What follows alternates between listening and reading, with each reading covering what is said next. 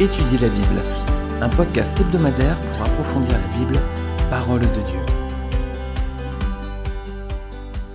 Bonjour à tous, ravi de vous retrouver pour la suite de notre étude dans le livre de 1 Samuel. On est à présent au chapitre 9, on va faire la connaissance de celui qui va être appelé à être le premier roi d'Israël, donc appelé par les hommes plus que par Dieu, c'est ce qu'on va voir. Donc Saül, cet homme de la tribu de Benjamin, on va faire sa connaissance aujourd'hui.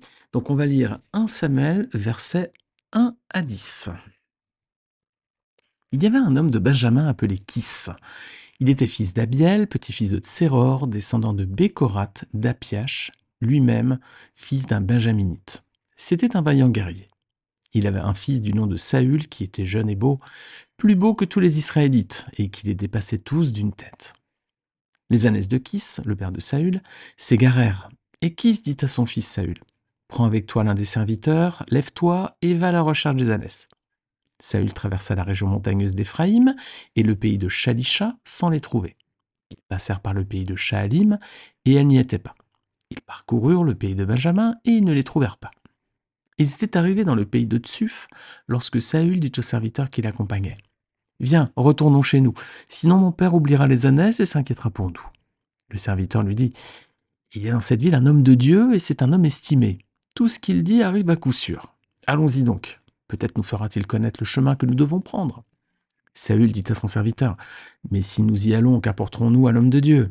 En effet, il n'y a plus de provisions dans nos sacs, et nous n'avons aucun cadeau à lui offrir. Qu'avons-nous » Le serviteur reprit la parole et dit à Saül, « J'ai sur moi un peu d'argent, je le donnerai à l'homme de Dieu, et il nous indiquera notre chemin. » Quand on allait consulter Dieu, on disait autrefois en Israël, « Venez, allons trouver le voyant. » Celui qu'on appelle aujourd'hui prophète s'appelait en effet autrefois voyant.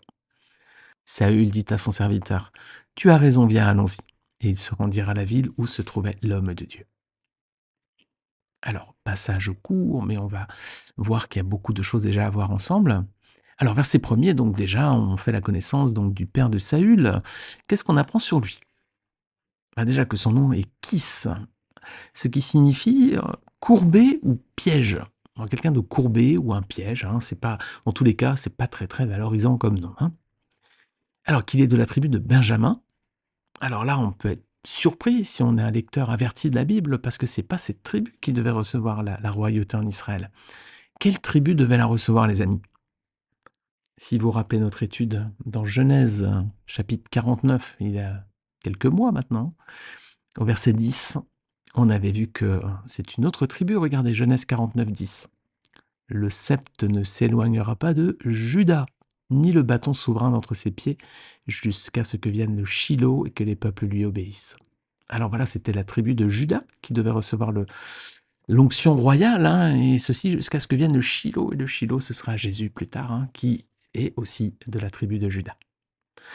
Donc ici, le père de Saül, son nom est Kis, il est de la tribu de Benjamin, qui n'était pas la tribu qui devait recevoir donc la royauté, et on apprend également que c'est un vaillant guerrier. Et son fils Saül montrera les mêmes attributs par la suite. Aussi, on aura l'occasion de le voir. Alors justement, verset 2, on découvre à présent ce fils. Alors, qu'est-ce qu'on sait de lui?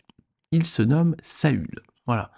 Alors, son prénom, ça signifie désirer ou demander à Dieu. Voilà, un joli prénom. Il était attendu, cet enfant. Alors, qu'est-ce qu'on sait sur lui, sur son apparence? Il est jeune et beau. Plus beau, nous dit le texte, que les autres Israélites. Il est grand. Il les dépasse tous d'une tête. Oh là là, mais c'est vrai qu'à vue humaine, il semble avoir toutes les qualités pour prendre la tête du peuple, là. Il est jeune, il est beau, il est grand, il est fort, on va le voir plus tard. Waouh!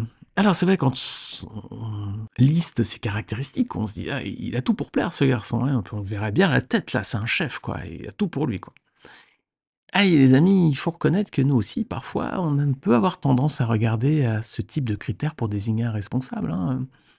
Peut-être même qu'on choisit parfois un leader en fonction de critères physiques. On se dit, lui il veut être leader, mais il est jeune, il est beau, il est grand, il est fort. Bon, mais ça, ce sont des critères humains, les amis. Physique et la jeunesse, la beauté, la force, tout ça, ça va se diluer petit à petit avec l'âge. Voilà, ce ne sont pas des critères suffisants pour choisir un leader, sauf si on veut le capitaine d'une équipe peut-être de sport. Et encore, il ne faudrait pas seulement qu'il soit jeune, beau, grand et fort, il faudrait aussi qu'il ait les qualités du leader. Et justement, Dieu, lui, il ne regarde pas que l'apparence. Il regarde les qualités de la personne. Il sonde les cœurs, hein, il creuse, il regarde vraiment ce qu'il y a vraiment au fond. Et c'est ce que Dieu va dire plus tard à Samuel lorsqu'il va rejeter Saül, hein. Ce sera un petit peu plus tard, on y viendra prochainement, mais ce sera dans 1 Samuel 16, verset 7, on peut déjà lire ce passage. Je vous spoil un peu, hein, mais c'est vrai que Saül va être rejeté plus tard et Dieu va dire, 1 Samuel 16, verset 7, ne prête pas attention à son apparence et à sa grande taille, car je l'ai rejeté. En effet, l'Éternel n'a pas le même regard que l'homme. L'homme regarde à ce qui frappe les yeux, mais l'Éternel regarde au cœur. Alors les amis, attention si on doit choisir un leader dans nos assemblées, par exemple, hein, qu'on ne regarde pas juste à l'apparence, qu'on regarde vraiment le cœur, hein. C'est ce que le Seigneur regarde lui avant tout. Alors, versets 3 à 5. Les ânesses de Kis se sont égarées, aïe. Et donc, il va envoyer son fils les rechercher. Alors Saül part avec l'un de ses serviteurs, hein, et ils vont traverser une grande partie du territoire, hein, il y a une grande marche là, qui les attend. Ils vont traverser la région montagneuse d'Éphraïm, ensuite le pays de Shalisha, le pays de Shaalim, le pays de Benjamin, mais ils ne les trouvent pas. Alors cette histoire, c'est en fait une analogie, hein, si finalement on peut le voir ainsi, hein. Saül va devenir le premier roi d'Israël, Dieu va le rejeter à cause de son comportement, et donc Saül est tout le contraire d'un type de Christ. C'est pas du tout un type de Christ, bien un inverse. On va détailler, regardez. Alors Saül part chercher des ânesses qui se sont égarées. Bon, les ânesses, ce sont des ânes, hein, ce ne sont pas des animaux très très intelligents.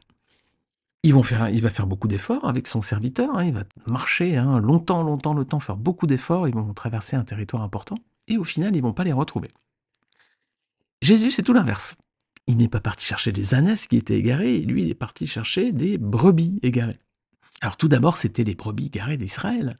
Matthieu 15, verset 24.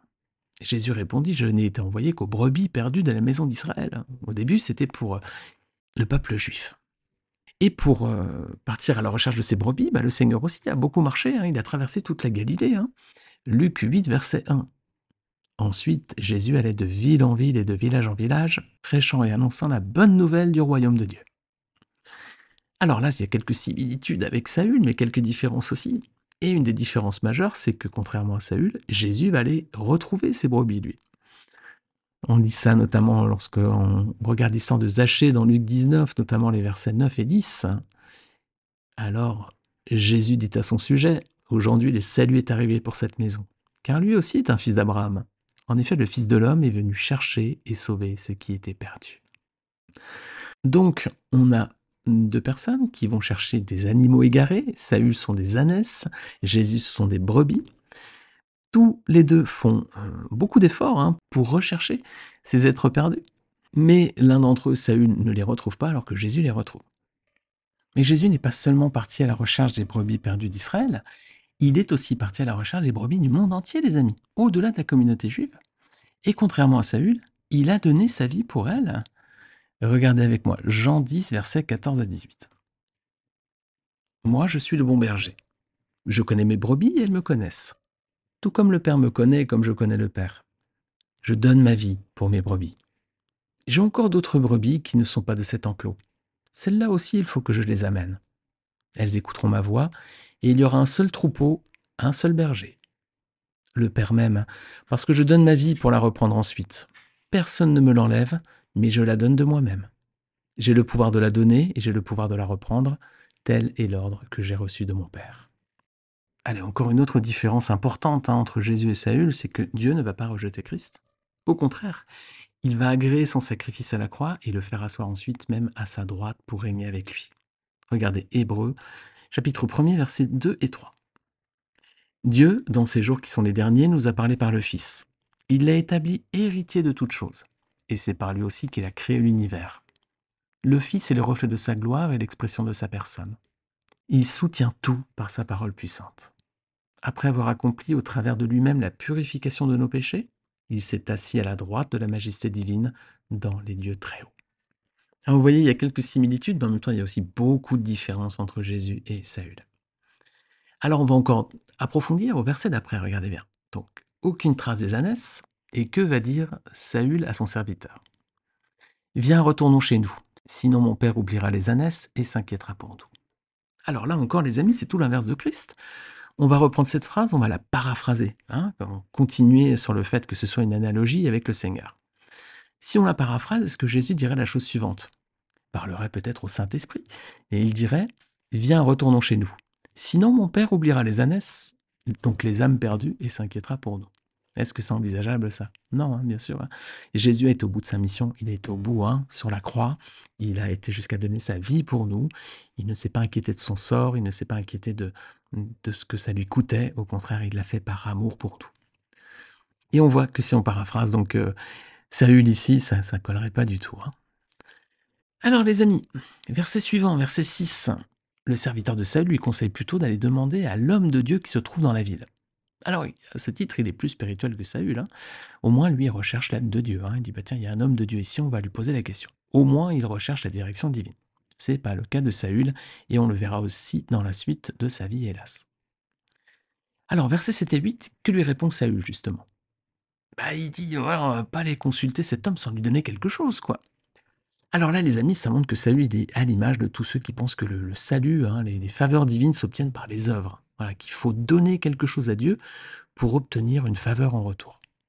Alors, le serviteur aussi, hein, on voit au verset suivant qu'il pense aussi que son argent va lui permettre d'avoir une réponse favorable de Dieu. Alerte là, hein, on n'a pas besoin de donner quelque chose à un soi-disant prophète ou à un envoyé de Dieu, hein, pour obtenir une réponse divine. Que ce soit de l'argent, des biens matériels, des animaux, je ne sais pas. Si vous voyez cela dans votre entourage, fuyez les amis, hein, fuyez. Si quelqu'un vous dit, voilà, donne-moi, paye-moi, etc., etc., et tu auras quelque chose en retour, fuyez les amis, c'est un charlatan, hein, clairement, hein. Faux prophète, voilà, qui se prétend obtenir des choses au nom de Dieu, c'est faux, hein. D'ailleurs, c'est le début de la réforme, hein, c'est la protestation de Luther avec les indulgences, hein, si vous connaissez l'histoire du protestantisme. Les amis, il n'y a aucun exemple dans la Bible où il est évoqué que des hommes pourraient vous permettre d'obtenir des faveurs divines si vous leur donnez des biens ou quelque chose de, voilà, en offrande. C'est même tout l'inverse, hein. Notamment dans le livre des Actes, hein, il y a cette histoire, hein, d'un homme dénommé Simon, voilà, un magicien, quelqu'un qui avait un sens du sensationnel, hein, et qui fascinait le peuple avec des soi-disant prodiges, hein. Cet homme a proposé de l'argent aux apôtres pour recevoir le don, hein, de transmettre le Saint-Esprit aux autres, et vous allez voir la réponse de Pierre. On va lire dans Acte 8, versets 9 à 24. Un homme du nom de Simon se trouvait déjà dans la ville. Se présentant comme un personnage important, il exerçait la magie et provoquait l'étonnement du peuple samaritain. Tous, du plus petit jusqu'au plus grand, l'écoutaient attentivement et disaient: «Cet homme est la puissance de Dieu, celle qui s'appelle la Grande.» Ils l'écoutaient attentivement parce qu'il les avait depuis longtemps étonnés par ses actes de magie. Mais quand ils eurent cru à Philippe qui leur annonçait la bonne nouvelle du royaume de Dieu et du nom de Jésus-Christ, hommes et femmes se firent baptiser. Simon lui-même crut aussi, et après avoir été baptisé, il ne quittait plus Philippe. Il voyait avec étonnement les grands miracles et signes qui s'accomplissaient. Les apôtres qui étaient à Jérusalem apprirent que les habitants de la Samarie avaient fait bon accueil à la parole de Dieu, et ils leur envoyèrent Pierre et Jean. Ceux-ci descendirent et prièrent pour eux afin qu'ils reçoivent le Saint-Esprit. En effet, ils n'étaient encore descendus sur aucun d'eux, ils avaient seulement été baptisés au nom du Seigneur Jésus. Alors Pierre et Jean posèrent les mains sur eux, et ils reçurent le Saint-Esprit. Voyant que l'Esprit Saint était donné lorsque les apôtres posaient les mains sur les gens, Simon leur offrit de l'argent en disant: «Accordez-moi aussi ce pouvoir afin que celui sur lequel je poserai les mains reçoive le Saint-Esprit.» Mais Pierre lui dit: «Que ton argent soit perdu avec toi, puisque tu as cru que le don de Dieu s'achète à prix d'argent. Tu n'as ni part ni héritage en cette affaire, car ton cœur n'est pas droit devant Dieu. Renonce donc à ta méchanceté et prie le Seigneur pour que cette pensée de ton cœur te soit pardonnée, si c'est possible. En effet, je vois que tu es rempli d'amertume et prisonnier du mal.» Simon répondit: «Priez vous-même le Seigneur pour moi afin qu'il ne m'arrive rien de ce que vous avez dit.» Alors attention les amis sur le danger des faux prophètes, des faux hommes de Dieu qui vous demanderaient de l'argent en échange de quelque chose, que ce soit un poulet, de l'argent, une voiture, je ne sais quoi d'autre. Rien, rien, rien les amis, il n'y a aucun texte biblique qui va en ce sens, bien au contraire. Alors on arrive à la fin de ce passage, on voit un petit détail, verset 9, le texte précise qu'à cette époque on ne disait pas prophète mais voyant. Alors c'est vrai que quand on le lit aujourd'hui, hein, ça nous parle, ça nous ouvre les yeux, hein, justement, voyant. Parce que c'est un terme qu'on utilise toujours aujourd'hui, mais qui est lié à la divination et à l'occultisme. Et là encore, les amis, voilà une autre pratique à fuir, hein. La Bible nous alerte sur ce danger. Ce sont des forces qui sont liées au monde des ténèbres et des démons. On ne doit jamais jouer, les amis, jamais, jamais, jamais avec l'astrologie, l'horoscope, l'ésotérisme ou des choses comme la divination ou le fait d'essayer de parler aux morts, etc. Dieu condamne fermement ces pratiques et les personnes qui s'y livrent. Hein. Regardez avec moi Deutéronome 18, versets 10 à 12. Qu'on ne trouve chez toi personne qui fasse passer son fils ou sa fille par le feu. Personne qui exerce le métier de devin, d'astrologue, d'augure, de sorcier, de magicien. Personne qui consulte les esprits ou les spirites. Personne qui interroge les morts. En effet, celui qui fait cela fait horreur à l'Éternel. Les amis, fuyez, fuyez, fuyez ce genre de choses. D'ailleurs, c'est ce qui va causer plus tard la chute puis la mort de Saül. Hein. Saül va perdre la royauté et sa famille aussi à cause de ça, hein, parce qu'il va aller interroger quelqu'un qui va essayer de faire parler les morts.